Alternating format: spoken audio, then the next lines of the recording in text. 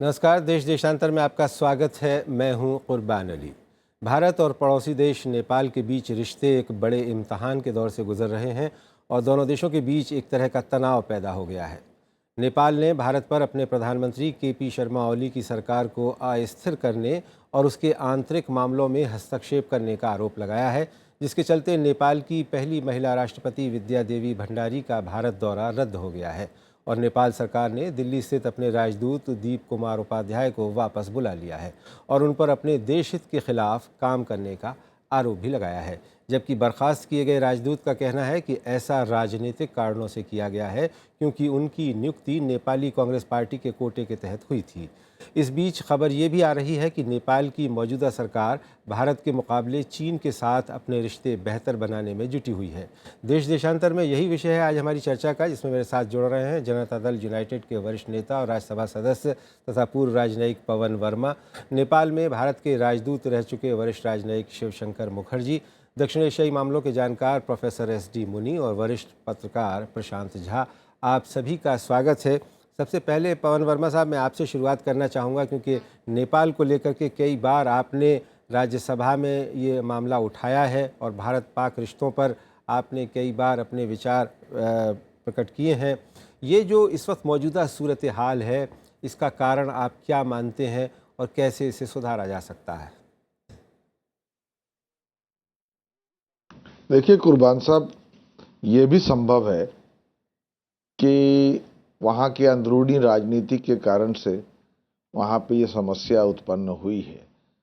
पर ये मेरा मानना है आज से नहीं, कई महीनों से, कि भारत की कूटनीति में कहीं न कहीं कुछ कमजोरी है कि पड़ोसी देशों के साथ जो नेबरहुड फर्स्ट, जो पड़ोस पहले वाली एक नीति थी, वो कहीं दिख नहीं रही है। नेपाल के साथ जो हमारे रिश्ते हैं आज जिस स्थिति में है, शायद पहले कभी नहीं थे। 5 महीने के ब्लॉकेड के कारण से जब मधेश का एक विषय उठा था, वहाँ पे भारत के खिलाफ इस वक्त काफ़ी एंटी इंडिया भावना है। और मेरा ये मानना है कि जब एक बड़ा मुल्क हो और एक छोटे पड़ोस देश के साथ कूटनीति का सवाल हो, तो एक खास आपको कोशिश करनी पड़ती है, एक नई सोफिस्टिकेशन इन डिप्लोमेसी लानी पड़ती है, जिसमें वहाँ के लोगों के साथ, उस देश के हित के साथ, उस देश की टॉप लीडरशिप के साथ आपके ऐसे संबंधों कि जो ये लगे कि आप हस्तक्षेप अंदरूनी स्तर पर नहीं कर रहे हैं, जी। पर किसी भी दोस्ताना मध्यस्थता के लिए वहाँ पर उनके साथ बड़े भाई की तरह मौजूद हैं।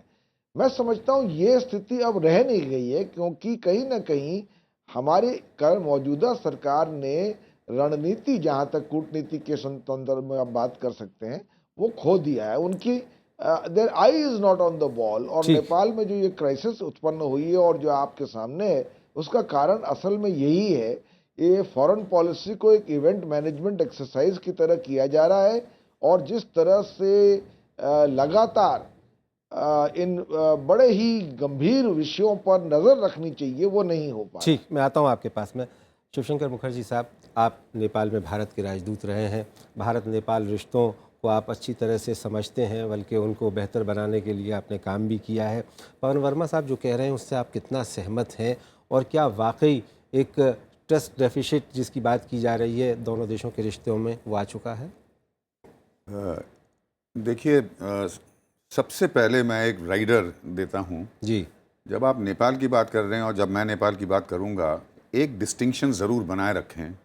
नेपाल देश और नेपाल की जो आज सरकार है, इसमें बहुत फ़र्क है। हमारे एनालिसिस में मैंने देखा है, मीडिया में भी और शायद सरकारी सर्कल्स में भी, जब ये हम कहते हैं कि हमारे रिश्ते नेपाल के साथ ख़राब हो गए हैं, तो ऐसा एक इम्प्रेशन आता है कि परमानेंटली नेपाल देश के साथ भारत के रिश्ते ख़राब हो गए हैं। ऐसी बात नहीं है। रिलेशनशिप बहुत ही डायनामिक है और नेपाल के साथ जहां पॉलिटिकल इवेंट्स इतने तेज़ी से पिछले कुछ सालों में चले हैं, अब देखिए ये कॉन्स्टिट्यूएंट असेंबली के इलेक्शन के बाद ही मेरे ख्याल हर एक पार्टी से 2-2 प्रधानमंत्री बन चुके हैं जी। तरह तरह के कोalition के साथ। तो नंबर 1 ये डिस्टिंक्शन ज़रूर रखें सामने। इस समय हमारे रिश्ते जो हैं नेपाल की वर्तमान सरकार के साथ ज़रूर मुश्किलों से जटी हुई हैं और इसका कारण, इससे मैं पूरी तरह सहमत हूँ जिस सेंटेंस से पवन ने अपना इंटरवेंशन शुरू किया, कि ये उत्पन्न इसलिए हुआ है नेपाल के अंदरूनी मामलों से, internal dynamics, internal political turmoil जो हो रहा है उसकी वजह से। और इसका दोष मैं बिना किसी डिप्लोमेसी, ये डिप्लोमेटिक लैंग्वेज जैसे कहते हैं, उसका दोष मैं पूरी तरह से नेपाल की सरकार को दूंगा। ये सही है कि भारतवर्ष की तरफ से डिप्लोमेटिक एंगेजमेंट, टाइमिंग वगैरह इसमें मिसस्टेप्स हुए हों, मिस जजमेंट भी हुआ हो, लेकिन अगर ये ना भी होता, मेरे ख्याल से जो नेपाल में नेपाल का इंटरनल क्राइसिस जो है वो नेपाल का सेल्फ क्रिएटेड क्राइसिस है जी। और उसका कारण सिर्फ ये है, बाकी डिटेल्स में नहीं जाता, मैं गूढ़ कोर मामले पे जाता हूँ।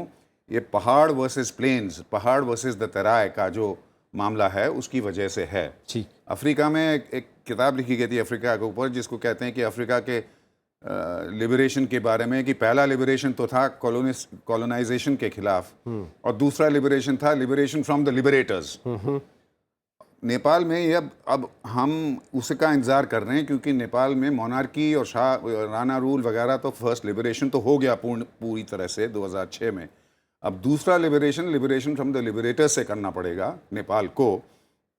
अब जो कॉन्स्टिट्यूएंट असेंबली में कॉन्स्टिट्यूशन जो बना जी, उसमें बिल्कुल सही है कि शायद इंडिया, जिसका इन्फ्लुएंस है नेपाल में, जो ओपन बॉर्डर, हमारे रिलेशनशिप के बारे में सभी जानते हैं, शायद कुछ मैं आता हूं पहले से किया होता ठीक है। अब एक फ्लॉड कॉन्स्टिट्यूशन आगे निकला है जी, मधेशी इशू जो है वो सामने आ गया है जी, और नेपाल की सरकार जो है उसने इसको एड्रेस करने में गलतियां तो की ही हैं और वो गलतियों को सुधारने में नहीं लगी हुई है, उल्टा अपने गलतियों को और मजबूत बनाने में लगी हुई है। प्रोफेसर ये है मेरा कहना।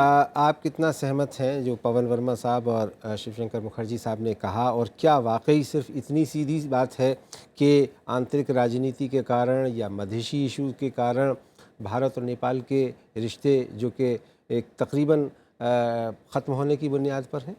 नहीं, देखिए, ख़त्म तो नहीं होंगे रिश्ते, ये बात ठीक नहीं है जी। और ये दोनों बातें सही है कि नेपाल की आंतरिक स्थिति में, आंतरिक राजनीति में सत्ता संघर्ष सबसे बड़ा मुद्दा है और उस सत्ता संघर्ष के कारण नेपाली कांग्रेस, माओवादी और यूएमएल, और उसमें आप मधेश को कहीं ला लीजिए पीछे में, एक तरह से प्रतिस्पर्धा है और जहाँ जहाँ इस प्रतिस्पर्धा में कुछ भी गड़बड़ी होगी तो वो उसका आधार और उसका स्पष्टीकरण बाहर से ढूंढते हैं और यही प्रॉब्लम है। लेकिन दूसरा जो मुद्दा है कि भारत ने भी अपनी राजनीति में, जो पवन ने कहा, कोई बहुत शिखर वाली बातें नहीं की है। ऐसे ख़ास तौर से मैं समझता हूँ 2008 से, देखिए 2005 से लेके 2006 तक 7 तक भारत की गुडविल इतनी थी नेपाल में जिसका कोई अंदाज़ नहीं लगाया जा सकता। उसको हमने इरोड किया, उसको 10 साल तक इरोड किया। मोदी जी आए, उन्होंने कोशिश की कि उसको वापस कहीं न कहीं रेस्टोर किया जाए और काफ़ी हद तक सफल हुए, मैं ये मानता हूँ। लेकिन जहाँ ये ब्लॉकेड वाला मुद्दा आया, वहाँ से फिर नी jerk reactions, undiplomatic moves, without any plan taking an action, कई सारी गलतियाँ हमने की है और ये जो आप नतीजा आज देख रहे हैं वो दोनों का मिला हुआ है। ठीक। अब एक बात और, जो एम्बेसडर मुखर्जी ने कहा कि ये बात सही है कि सत्ता में वहाँ की, या राज्य कह लीजिए, और जनता में फ़र्क है, लेकिन जो ब्लॉकेड वाला मसला चला था उसमें जनता भी उखड़ी हुई है काफ़ी हद तक, और उसी का फ़ायदा उठाने के लिए जो आज की सरकार है, ओली जी की सरकार, वो अपने आप को भारत के विमुख खड़ा करके एंटी इंडियन नेशनलिज्म को पनपा कर उसको राजनीतिक एनकैशमेंट कराना चाहती है। वो भी एक बहुत बड़ा कारण है कि ये मसले जो हैं वो सुधरते दिखाई नहीं देते। ठीक। प्रशांत झा, आप नेपाल से आते हैं, आपने किताब भी लिखी है, भारत नेपाल रिश्तों को बहुत अच्छी तरह से जानते बूझते हैं, समझते हैं। आपकी नज़र में ये जो तनाव है दोनों देशों के बीच, इसका मूल कारण क्या है? देखिए, मैं ये मानता हूँ कि मूल कारण संविधान है और संविधान में जो वहाँ का शासक वर्ग है, वो शासक वर्ग नेपाल के विभिन्न सामाजिक समूहों के साथ पावर शेयर नहीं करना चाहता है, वो पावर कॉन्सेंट्रेटेड रखना चाहता है। और उनके हिसाब से संविधान का चैप्टर एक क्लोज चैप्टर है। उनके हिसाब से संविधान तो अब हो गया, संपन्न हो गया। भारत ये समझता है कि वो संविधान एक क्लोज चैप्टर अभी भी नहीं है। वो संविधान के बाद वहाँ पे काफ़ी लोग असंतुष्ट हैं, खास करके तराई में। वहाँ पे राजनीतिक प्रतिनिधित्व पे एक प्रश्न चिन्ह उठा है मधेसियों का। वहाँ पे संघीय ढांचा पे एक आंदोलन हुआ है पिछले 6 महीनों में, 8 महीनों में। तो और इससे जो अस्थिरता नेपाल में पैदा होगी उसका असर भारत पे भी पड़ेगा। तो भारत चाहता है कि ये संविधान को और समावेशी बनाया जाए और इस संविधान में और जो वहाँ की विभिन्न सामाजिक समूह हैं उनको समाहित किया जाए। लेकिन जब तक ये फंडामेंटल इशू जो है जी। एड्रेस नहीं होगा तब तक मुझे लगता है विभिन्न आयामों से हम ये डिफरेंसेस देखते रहेंगे। लेकिन नेपाल की तरफ से जो ताज़ा आरोप भारत के ऊपर लगाया गया है वो ये कहा गया है कि प्रधानमंत्री ओली की जो सरकार है उसको अस्थिर करने की कोशिश की जा रही है। अपने एम्बेसडर को उन्होंने रिकॉल किया और ये कहा कि साहब नेपाल के आंतरिक मामलों में भारत हस्तक्षेप कर रहा है। आप इससे कितना सहमत हैं? नहीं, मैं इससे सहमत नहीं हूँ। मुझे लगता है कि आंतरिक राजनीति की जो फैक्टर्स को पहले भी एम्बेसडर मुखर्जी ने हाईलाइट किया था, मैं उस पर ये कहना चाहूँगा कि वहाँ की जो आंतरिक राजनीति है वो बटी हुई है। वहाँ पे नेपाली कांग्रेस जो सबसे बड़ा फोर्स है वो ऑपोजिशन में है। ये स्वाभाविक है कि जो सबसे बड़ा फोर्स है वो पावर में आना चाहे। उनके लिए पावर में आने का एक ही माध्यम था कि वो लेफ्ट अलायंस जो आज के दिन में वाम अलायंस एक है उसको वो ब्रेक करें। उन्होंने वो ब्रेक करने के लिए प्रचंड जी जो माओवादी नेता हैं उनके एम्बिशन को स्टोक किया। तो कांग्रेस का पावर में आने का आकांक्षा, कांग्रेस का एक भय कि ये लेफ्ट नेपाली कांग्रेस का कि लेफ्ट गवर्नमेंट जो है वो कंसोलिडेट कर रहा है, प्रचंड जी का महत्वाकांक्षा कि मैं प्रधानमंत्री बन सकता हूं अगर मैं इस अलायंस से बाहर निकलूं, और प्रचंड जी का एक डर है कि शांति प्रक्रिया एक नेपाल में जो पिछले 10 साल से चल रही है वो शांति प्रक्रिया अभी भी संपन्न नहीं हुई है। वहाँ पे जो वॉर क्राइम्स हुए थे 10 साल के जनयुद्ध में, उसको एड्रेस करने के लिए ट्रूथ एंड रिकन्सिलिएशन कमीशन का गठन तो हुआ है, पर बहुत ऐसे केसेज हैं जो ट्रूथ एंड रिकन्सिलिएशन कमीशन के बाहर हैं। प्रचंड जी एक आश्वासन चाहते हैं कि वो केसेस को उठा के उनको टारगेट न किया जाए, उनके पार्टी के लोगों को टारगेट नहीं किया जाए, और वो एमनेस्टी चाहते हैं। तो इन कारणों से माओवादी और नेपाली कांग्रेस का एक गठबंधन बन रहा था। प्रचंड जी ने पिछले वेंसडे को कहा कि मैं अलायंस तोड़ूंगा और मैं कांग्रेस के साथ सरकार बनाऊंगा, पर एक रात में, और पिछले हफ्ते की सबसे बड़ी घटना यही है, एक रात में उन्होंने अपना माइंड चेंज किया, यू टर्न किया और वो सरकार के साथ रहे। अब इसमें क्या भारत चाहता था कि ये सरकार गिरे? मुझे लगता है अगर ये सरकार गिरता तो ओली जी को दिल्ली में कोई मिस नहीं करता, क्योंकि ये सरकार फ्रेंडली सरकार नहीं है। पर ये प्रचंड जी का जो यू टर्न हुआ उसके पीछे भी एक बाहरी रोल हो सकता है और उसके बारे में भी मैं आपको कहूँगा, आप सोचें, वो बाहरी रोल चाइना का हो सकता है। जी, पवन वर्मा साहब, भारत के नेपाल के साथ बहुत ही प्रगाढ़ रिश्ते रहे, दोस्ताना रिश्ते रहे हैं, एक बिल्कुल भाई की तरह से। यहाँ तक कि बॉर्डर भी बहुत लूज सा है और नेपाल से लोग आकर के भारत में काम करते हैं, यहाँ की सेनाओं तक में काम करते हैं। और प्रधानमंत्री नरेंद्र मोदी ने जब शपथ ली थी उस वक्त सार्क देशों के नेताओं को बुलाया गया था, उसमें नेपाल भी था। उसके बाद नेपाल का उनका दौरा भी हुआ। लेकिन अब ये एक तसव्वुर ये किया जा रहा है कि साहब नेपाल भारत से दूर हो रहा है और कहीं ना कहीं वो चीन के ज़्यादा नज़दीक होता चला जा रहा है। इससे आप कितना सहमत हैं और इसे क्या विदेश नीति की कोई एक असफलता मानते हैं आप? देखिए, एक वक्त था जब नरेंद्र मोदी जी शुरुआत में गए थे सत्ता में आने के बाद। मैं समझता हूं कि उनके उस यात्रा से भारत और नेपाल के संबंध सुधरे थे। उन्होंने जब कहा कि आप अपना संविधान साधु भाव से बनाइए, उसका प्रभाव था वहां पे। पर मुझे अचरज होता है कि किस शीघ्रता से उसके बाद भारत के संबंध नेपाल के साथ उलझते गए। जब जल्जला आया, आपने देखा होगा कि भारत वहां बड़े एक मेजर प्रेजेंस की रूप में था जी, पर उसको हम लोग ने वो डिप्लोमेटिक नाइसिटी की तरह से हैंडल नहीं किया। कुर्बान जी, हुआ क्या कि ये लगने लगा कि भारत तो वहां अपने प्रोजेक्शन के लिए है, ना कि नेपाल के लोगों के लिए है। और ये मैं नहीं कह रहा कि ये हकीकत रही हो, मैं कहता हूं जिस तरह से वो प्रोजेक्ट हुआ सही बात। और उसके बाद जब उनका संविधान बन रहा था और कई महीनों से कश्मकश और जद्दोजहद चल रही थी, भारत की आंख कहां थी? हमारी प्राथमिकताएं कूटनीति में है क्या? जब हमारा हस्तक्षेप हुआ भी और विदेश सचिव को भेजा गया, वो भी 2 या 3 दिन पहले, जब संविधान पूरी तरह से एक फाइनल स्टेज पे आ चुका था, अडॉप्ट होना सिर्फ बाकी था। और उस वक्त हम भेज रहे हैं। अगर मधेश की ही हमें आवाज उठानी थी वहां पे, और हमें मशवरा या सलाह देनी थी कि संविधान ऐसा होना चाहिए जो समावेशी हो, तो तब तक हम कहां थे? हमारे डिप्लोमेटिक कॉन्टैक्ट्स कहां तक प्रभावशाली थे? ये सवाल हमको पूछने। और ऐसे परिस्थिति में जब भारत विरोधी वहां भावना है, ये आप समझिए स्वाभाविक है कि चीन इसका फायदा उठाएगा।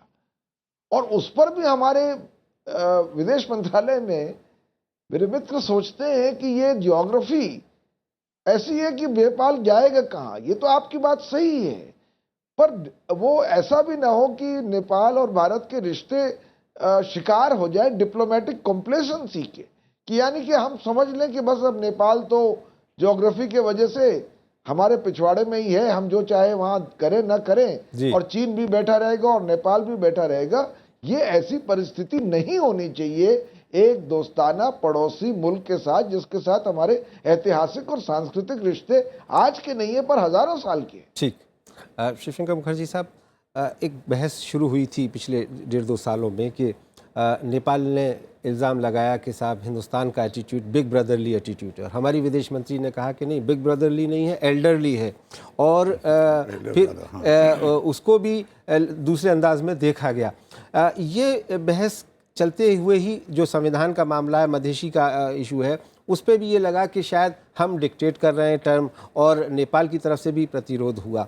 तो क्या इस सूरत हाल में नेपाल के साथ बेहतर रिश्ते होने की कोई गुंजाइश है, और उसे किस तरह से आपकी नज़र में किया जा सकता है? देखिए, गुंजाइश हमेशा है। ये जैसे मैंने पहले ही कहा था जी, नेपाल, जब हम नेपाल का शब्द इस्तेमाल कर रहे हैं तो नेपाल की सरकार के बारे में बात कर रहे हैं। आपने जो प्रश्न उठाया, ये कोई नई बात नहीं है। बिग ब्रदर इंडिया का जो आरोप लगाया जाता है, और ये रीसेंट कोई मामला नहीं है, ये सदियों से आ रहा है। इसके मेन स्पेशलिस्ट थे किंग महेंद्र जी, जो चाइना कार्ड, एंटी इंडिया को एक फाइन ट्यून पॉलिसी बना के उन्होंने रखा था। अपने जो त्रुटियां थे, अपने जो गलतियां थी, नेपाल की सरकार ने उस ज़माने से हमेशा इंडिया पे थोप दिया है कि big brother is ripping us of, big brother ये कर रहा है, बिग ब्रदर वो कर रहा है। तो ये anti Indianism is equal to nationalism is equal to anti Indianism. और उसको एक्सट्रापोलेट करके देखिए तो अल्ट्रा नेशनलिज्म जो है, ये पॉलिसी नेपाल की सरकार में पहले से ही है, और हर एक सरकार ने इसको अपने इंटरनल डोमेस्टिक पॉलिटिक्स में इसका इस्तेमाल किया है। वो अभी बदला नहीं है। और प्राइम मिनिस्टर ओली की जो अभी सरकार है, वो इसी का एक रिफ्लेक्शन है।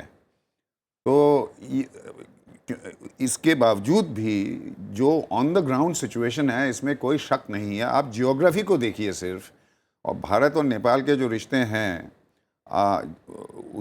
उसका जो पवन ने अभी बोला कि चीन कुछ चुप नहीं बैठा रहेगा अगर हम कंप्लेसेंट हों, अगर हम हाथ पे हाथ रख के बैठे रहें, ये बिल्कुल सही है जी। डिप्लोमेसी एक्टिव होना चाहिए, सेंसिटिव होना चाहिए। और इसमें कोई शक नहीं है कि पिछले कुछ सालों में, जैसे मैंने पहले ही कहा था, miss steps, miss judgement, miss timing, जी, रॉन्ग एनालिसिस, रॉन्ग पॉलिसी, ये सब इस पे रिफ्लेक्ट करना चाहिए, और आगे क्या करना है उस पर बहुत ही क्लोज अटेंशन देना चाहिए। और जो चीज़ें पिछले कुछ सालों में देखा जाए कि ये मिस्टेक्स थे, उनको ठीक करना चाहिए। लेकिन इसमें कोई शक नहीं कि ये ओवरनाइट नहीं हो सकता। नेपाल में जो ओपिनियन है, जो काठमांडू एलीट जो है वो प्रो इंडियन बन के हमारे प्रो नारे, वो सब नहीं होगा। ये कोल्ड ब्लडेड विजन की ज़रूरत है इस समय, जिसमें नेपाल का इंटरेस्ट और हमारा नेशनल इंटरेस्ट को जोड़ने का प्रयास डिप्लोमेटिकली होना चाहिए। जी। प्रोफेसर एस डी मुनी, ये जो मुखर्जी साहब कह रहे हैं कि ये जो जॉइंट प्रयास होना चाहिए, संयुक्त प्रयास होना चाहिए, वो क्या हो सकता है? एरियाज़ ऑफ कोऑपरेशन क्या हो सकते हैं, और वो क्या चीज़ें हो सकती हैं जिनसे ये जो तनाव पैदा हुआ दोनों देशों के बीच, ये ख़त्म हो सके? देखिए, माइंडसेट बदलने की ज़रूरत है। दिल्ली में भी, और नेपाल की बात करें तो वहाँ पर भी बहुत ज़रूरत है। और जो एक बड़ा फ़र्क हुआ है नेपाल में, जो मैं समझता हूँ कि हमारे नीति निर्धारक और डिप्लोमेट्स उसको कैच नहीं कर पाए हैं इन द ट्रू स्पिरिट, कि नेपाल बदल रहा है, मधेश बदल रहा है, नेपाल बदल रहा है। ये बात सही है कि पावर एलीट वहाँ के उसी ढंग से काम करते हैं जो लाइन उनको पहले मिली हुई है, लेकिन एक बहुत बड़ा तबका जो यंग है, फ़र्क है पहले से, अलग सोचता है, ज़्यादा आज़ादी चाहता है, ज़्यादा हक और एस्पिरेशंस की, एस्पिरेशनल नेपाल है आज का नेपाल वो नहीं है कि जो उनके अपने शासक कहेंगे वो भी कर लेगा, वो भी नहीं करेगा। इसीलिए उस नेपाल को समझने की ज़रूरत है। अगर उस नेपाल को समझने की ज़रूरत है तो हमें जो वहाँ की वास्तव में जनतांत्रिक या प्रतिनिधि शक्तियाँ हैं उनको बढ़ावा देना चाहिए, बजाय इसके कि हम लोग एक चेस बोर्ड की तरह कि ये इंसान या ये पार्टी हमको ज़्यादा अच्छी लगती है, वो ज़्यादा अच्छी नहीं लगती है, उसका संबंध है, वो जब भी आता है हमसे मिलता है, नहीं मिलता है। इस तरह के जो कायदे हैं जिनके आधार पर नीति और रणनीति, कूटनीति चलाई जा सकती है, उसको बदलने की ज़रूरत है। ठीक प्रशांत, भारत के जो जिन राजनीतिक दलों के साथ रिश्ते रहे, ख़ास करके नेपाली कांग्रेस के साथ भारत के राजनीतिक दलों का एक पुराना इतिहास, एक पुराना रिश्ता रहा है। लेकिन हमने ये देखा है कि जब से माओवादी दल वहाँ सक्रिय हुए नेपाल में, ख़ास करके अगर बात करें तो प्रचंड जब इस ज़माने में प्रधानमंत्री बने थे तो उनका फर्स्ट लव चाइना की तरफ दिखाई देता था, चीन की तरफ दोस्ती की वो बात करते थे। हर देश को अपनी आज़ादी है अपनी तरह से अपने हितों के बारे में सोचने की, लेकिन वही सवाल जो मैंने प्रोफेसर मुखर्जी और प्रोफेसर एस.डी. मुनी से किया कि ये जो तनाव बना हुआ है, इसको कम करने के लिए आपकी नज़र में क्या किया जा सकता है? मैं दो बात कहना चाहूँगा। पहले तो मैं ये कहना चाहूँगा कि नेपाल के सभी राजनीतिक दलों का भारत के विभिन्न राजनीतिक आंदोलनों से एक संबंध बना रहा है। नेपाली कांग्रेस का यहाँ के इंडिपेंडेंस स्ट्रगल में उनकी सहभागिता थी और फिर इंडियन सोशलिस्ट के साथ एक संबंध रहा। वहाँ पे जो एमाले पार्टी है, ओली जी उसके नेता हैं, वो CPIM जो येचुरी जी का पार्टी है उसका फ्रेटर्नल पार्टी आज के भी दिन में है। माओवादी जब जनयुद्ध में थे तभी उनका एक संबंध यहाँ के PWG और MCC के साथ था, जो CPI माओविस्ट नहीं बना था, पर उसके बाद जब वो पीस प्रोसेस में आए तो वो संबंध टूट गया उनका। तो वहाँ के जो मधेसी दल हैं उनका भी बिहार के दलों से, यूपी के दलों से और वहाँ के नेताओं से संबंध है। सो नेपाल के हर राजनीतिक स्ट्रीम का, और वहाँ जो राजा थे, राजा का संबंध यहाँ के संघ परिवार के साथ था। और मुनी सर ने इसके बारे में काफ़ी लिखा भी है, यहाँ के फॉर्मर प्रिंसली रूलर्स के साथ था, यहाँ के मिलिट्री एलिट के साथ था। तो नेपाल का हर स्ट्रीम ऑफ पॉलिटिक्स इंडिया के कोई ना कोई स्ट्रीम से किसी न किसी वक्त जुड़ा रहा है। दूसरी आपकी जो आपका सवाल था चीन के मामले में, देखिए ये तो स्वाभाविक है कि चीन का इंगेजमेंट नेपाल में बढ़ेगा। चीन का इंगेजमेंट अगर विश्व भर में बढ़ रहा है तो उसके नेबरहुड में तो बढ़ेगा ही। और ये भी स्वाभाविक है कि नेपाली पॉलिटिकल एलीट थोड़ा बहुत चीन के साथ अपना संबंध विकसित करने का प्रयास करेगा। मुझे लगता है कंसर्न हमें तब, या भारत को भी और नेपाली नागरिक को भी तब एक एक्सप्रेस करना चाहिए अगर चीन नेपाल के डोमेस्टिक पॉलिटिक्स में, आंतरिक राजनीति में एक रोल खेलने लगे। और अभी तक हम ये रोल नहीं देख रहे थे। पिछले कुछ हफ्तों में हमने ये देखा है कि चीन सक्रिय रूप में नेपाल के आंतरिक राजनीति में भी एक रोल खेल रहा है। और अगर ये हो रहा है तो इसको मुझे लगता है नेपाली पॉलिटिकल एलीट को भी इसके बारे में सोचना चाहिए, क्योंकि इसके इम्प्लीकेशंस काफ़ी सीरियस हैं। क्योंकि आज वो खेल रहा है, आपके हित में खेल रहा होगा, कल क्या होगा अगर आप उसको एक रोल क्रिएट उसके लिए कर रहे हैं तो। जो आपकी तीसरी बात थी, देखिए नेपाल भारत का संबंध इतना जुड़ा हुआ है कि नेपाल का विकास, अगर भारत का गुडविल ना हो, भारत के साथ कोऑपरेशन नहीं हो, तो नेपाल का विकास संभव नहीं है। आज भी 1000 नेपालियों से ज़्यादा नेपाल छोड़ के जाते हैं क्योंकि वहाँ रोज़गार नहीं है। 30% GDP हमारा रेमिटेंस से आता है। तो ये जितना राजनीतिक आंदोलन हुआ, डेमोक्रेटिक स्पेस खुला, पर उससे आर्थिक रूपांतरण नहीं हुआ। वो तभी हो पाएगा अगर हम भारत के इकोनॉमी के साथ अपना डेस्टिनी जोड़ेंगे। बहुत बहुत शुक्रिया प्रशांत झा, प्रोफेसर एस.डी. मुनी, शिवशंकर मुखर्जी और पवन वर्मा साहब इस चर्चा में जुड़ने के लिए। हम उम्मीद करते हैं कि भारत और नेपाल के बीच जो ये तनाव का वातावरण दिखाई दे रहा है, ये अस्थायी साबित होगा और ये जो एक तरह के बादल दोनों देशों के रिश्तों पर मंडरा रहे हैं वो जल्द साफ़ होंगे और फिर उसी अंदाज में जो भारत और नेपाल के ऐतिहासिक और पारंपरिक रिश्ते रहे हैं वापस पटरी पर आएंगे, इसी उम्मीद के साथ देश देशांतर में मेरे साथ इतना ही। नमस्कार।